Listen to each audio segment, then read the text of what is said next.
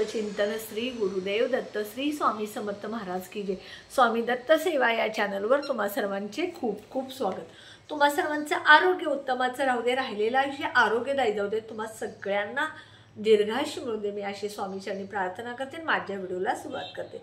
बघा, आपल्या प्रत्येकाला आपल्या आयुष्यामध्ये पैसा पाहिजे असतो, धन पाहिजे असतं। यासाठी आपला शुक्र कसा मजबूत करायचा, आपल्या मुलांच्या अभ्यासामध्ये, आपल्या ज्या काही व्यवसाय असेल किंवा आपण कुठल्या म्हणजे एखादं तुम्ही लेक्चर करत असाल किंवा एखादं व्याख्यान करत असाल, त्यामध्ये आपलं गुरुबळ कसं स्ट्रॉंग व्हावं, गुरुबळ जर तुमचं कमकुवत असेल तर त्यासाठी काय उपाय करायचे हे मी सांगणार आहे। सगळ्यात पहिल्यांदा तुमचा शुक्र मजबूत असणं गरजेचं आहे आणि हा शुक्र जर तुमचा मजबूत नसेल तर तुमच्या आयुष्यामध्ये धनवाढ होत नाही। आणि हे ज्यांचा शुक्र मजबूत आहे त्यांनीही करायचं आणि ज्यांचा शुक्र कमकुवत आहे त्यांनीही करायचे। अगदी छोटे छोटे उपाय आहेत, साधे उपाय आहेत, तुम्ही घरच्या घरी करू शकता।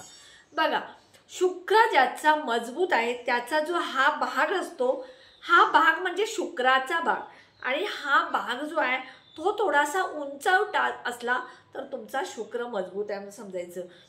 इथे तुम्हाला हिरव्या पेनने, बघा मी इथे लिहिलेलं आहे 24 अंक हिरव्या पेननं, तर असं तुम्ही 24 अंक लिहायचं आणि त्याच्यावरती अत्तर लावायचं। मग तुम्ही गुलाबाचं अत्तर लावा, हिनाचं अत्तर लावा, मोगऱ्याचं अत्तर लावा, कोणतंही अत्तर लावा, पण परफ्यूम लावायचा नाही, अत्तर लावायचं। आणि इथे तुम्ही गोल असं मंत्र म्हणायचा। कोणता मंत्र?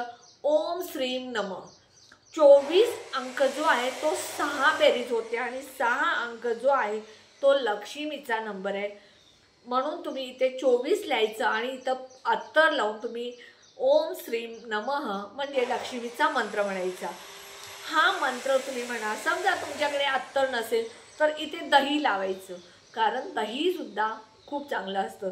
जर दररोज तुम्ही जास्त दही खाल्लं, दररोज दही खायचं 1 वाटीभर, पण त्यामध्ये मीठ टाकायचं नाही, साखर टाकायची थोडीशी चिमूटभर, आणि ते दही तुम्ही रोज खा, त्यामुळे सुद्धा तुमचा शुक्र मजबूत होईल आणि तुमच्या धनामध्ये वाढ होईल। दुसरी गोष्ट, तुमचा गुरुबळ कमकुवत असेल, गुरु कमकुवत असल्यामुळे तुमच्या शिक्षणामध्ये अडथळे, मुलांच्या, तुमच्या जे कोणी हे उपाय करेल त्यांच्या शिक्षणामध्ये असेल, मीडियामध्ये तुम्हाला जर काय लेक्चर द्यायचं असेल त्यामध्ये तुम्हाला अडथळा येत असेल, तर हा जो भाग आहे, हा जो आहे हा गुरुचा भाग आहे। इथे तुम्ही हळद लावायची आणि हळद लावून गोल फिरवायचा आणि 21 वेळा ओम नमो भगवते वासुदेवाय, ओम नमो भगवते वासुदेव असं म्हणायचं, कारण इथे गुरु असतो, इथे शुक्र, इथे गुरु, हे 2 तुम्ही करायचं। त्यानंतर बघा, तुमच्या मुलांना बाहेर गेल्यानंतर नजर लागत असेल, मुलं आजारी पडत असेल तर, किंवा तुम्ही बाहेर गेला, तुम्ही बाहेर जाताना तुम्हाला नजर लागत असेल, तुम्हाला घरात आल्यानंतर म्हणजे त्रास जाणवत असेल, ताप आला किंवा काही अडचण आली असेल, म्हणजे काही ना कारणानं तुम्हाला त्रास होत असेल, तर त्यासाठी तुम्ही बाहेर पडताना एक काळी मिरी आपल्या जवळ ठेवायची आणि ही काळी मिरी तुम्ही घरात आल्यानंतर ती फेकून बाहेर द्यायची। ह्यामुळे सुद्धा तुम्हाला कोणाची नजर लागणार नाही किंवा तुम्हाला बाहेरची कोणतीही बाधा होणार नाही। त्यानंतर बघा, ज्यांचा गुरुबळ स्ट्रॉंग नाही त्यांच्यासाठी मी सांगितलं, तुम्हाला जर बाहेर जाताना तुम्ही काय करायचं, मंगल तुमचं सगळं चांगलं होण्यासाठी, बघा शेजाऱ्या पाजाऱ्यांची दृष्टी लागते, कोणाची वाईट नजर असते, तर त्यासाठी तुम्ही बाहेर जाताना हा मंत्र म्हणायचं। सर्व बाधा हराय भूमाय नमः। हा मंत्र म्हटला तरी सुद्धा तुम्हाला कुठलाही त्रास होणार नाही, कारण बघा सर्व बाधा दूर होण्यासाठी हा मंत्र आहे। त्यानंतर बघा, आपण जे पैसे देत असतो कोणाला, आपल्याला पेपरवाल्याचं बिल असू दे, दूधवाल्याचं बिल असू दे, कुणी उसने पैसे मागितले, भाजीवाल्याचे पैसे असेल, तर ते तुम्ही डाव्या हाताने पैसे द्यायचे, कारण ह्यामुळं काय होतं, तुम्ही दिलेले पैसे त्यांना त्यांचे कर्म चांगले होण्यासाठी येतात आणि तुम्ही दिलेले पैसे तुम्हाला परत लवकर येण्यासाठी तुम्ही डाव्या हाताने पैसे देते आणि घेताना तुम्ही उजव्या हातानं दोन्ही हातानं पैसे घ्यायचे किंवा एका उजव्या हातानं पैसे घ्यायचे, कारण आपण होम वगैरे करत असताना बघा दोन्ही हातानं तुम्ही होम करत असता, म्हणून दोन्ही हातानं पैसे घ्या किंवा उजव्या हातानं पैसे घ्यायचे आणि देताना मात्र डाव्या हातानं पैसे द्यायचे. त्यामुळे काय होतं, ज्याला आपण पैसे देतो त्याला जे पैसे त्याला लागणार आहेत त्याच्यात ते पैसे उपयोगी पडावेत, त्याचे कर्म चांगले घडावेत यासाठी, आणि आपल्याला त्यामुळं पैसे लवकर आपल्याला मिळतात, म्हणजे आपल्याकडे कुठल्याही मार्गाने लवकर पैसे येतात.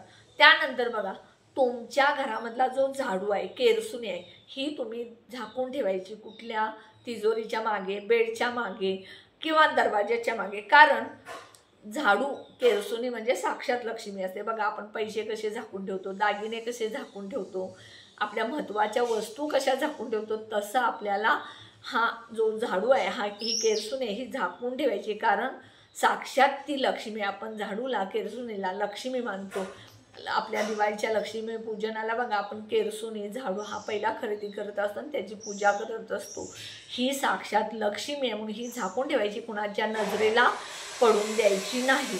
त्यानंतर बघा तुमच्या घरामधली जे पुरुष लोक असतात, मुलं असतात, त्यांनी आपल्या पत्नीच्या किंवा आपल्या बहिणीच्या किंवा आपल्या आईच्या किंवा आपल्या भाचीच्या किंवा आपल्या मुलीच्या नमस्कार करून बाहेर पडायचं. त्यामुळं तुम्हाला धनामध्ये वृद्धी वाढ होते. ज्या पुरुषांनी पत्नीचा आदर करतात, जे पती पत्नीसाठी काही ना काही वस्तू गिफ्ट आणतात, मी असं नाही म्हणणार पतीनं 10,000ची साडी गिफ्ट द्यावी, 1 लाखाचा हार गिफ्ट द्यावा. जे काय तुम्ही पत्नीला गिफ्ट द्याल ते गिफ्ट तिला आनंदानं द्या. एक फुलाची वेणी असेल, गुलाबाचं फूल असेल, अत्तर असेल, परफ्यूम असेल, एखादी छोटीशी क्लिप असेल, म्हणजे तिला त्यातून आनंद मिळेल अशी एखादी वस्तू जर तिला आठवड्यातून एकदा तुम्ही गिफ्ट दिली. येता येता तुम्ही ऑफिसमधून एखादी फुलाची वेणी जरी आणला, पत्नीच्या केसामध्ये माळला, म्हणजे साक्षात लक्ष्मीच्या चरणी अर्पण केल्यासारखं आहे. त्यामुळे पत्नीला जर तुम्ही फुलाची वेणी जरी आणून वेणी माळला किंवा पत्नीच्या हातामध्ये दिला तर तुम्हाला सुद्धा लक्ष्मी प्राप्ती होते, लक्ष्मीचा आशीर्वाद मिळतो. ज्या घरामध्ये पत्नीचा आदर केला जातो, स्त्रीचा आदर केला जातो, त्या घरामध्ये कधीच पैशाची कमी पडत नाही. ज्यांच्या घरामध्ये बहीण आणि भाची आलेली आहे तर त्या भाचीचा आणि बहिणीचा कधी अपमान करू नका. बहीण आणि भाचीला जर नमस्कार करून तुम्ही बाहेर गेला तर तुमचं कोणतंही काम पूर्ण होणार. अशा पद्धतीनं तुम्ही हे छोटे छोटे उपाय करत राहा आणि तुम्ही बघा तुमच्या घरामध्ये धनाची वाढ होईल, लक्ष्मी प्राप्ती होईल. ज्या काय धनहानीच्या अडचणी आहेत त्या दूर होतील. नक्की तुम्ही शुक्र मजबूत करा, गुरुबळ स्ट्रॉंग करा, झाडू जो आहे केरसुणी ती झाकून ठेवा, मुलांच्या जवळ तुमच्याजवळ बाहेर पडताना एक मिरेजवळ ठेवा. अशा छोट्या छोट्या गोष्टी ज्या आहेत त्या तुम्ही नक्की करा. व्हिडिओ कसा वाटला कमेंटमध्ये सांगा. व्हिडिओला जास्तीत जास्त शेअर करा, लाईक करा, ऑल बटनला क्लिक करा. त्यामुळे माझे छोटे छोटे उपाय सेवा तोडगे करतील. आणि जे कोणी माझा उपाय व्हिडिओ नवीन बघत असतील त्यांनी माझ्या व्हिडिओला जास्तीत जास्त सबस्क्राईब करा. श्री स्वामी समर्थ.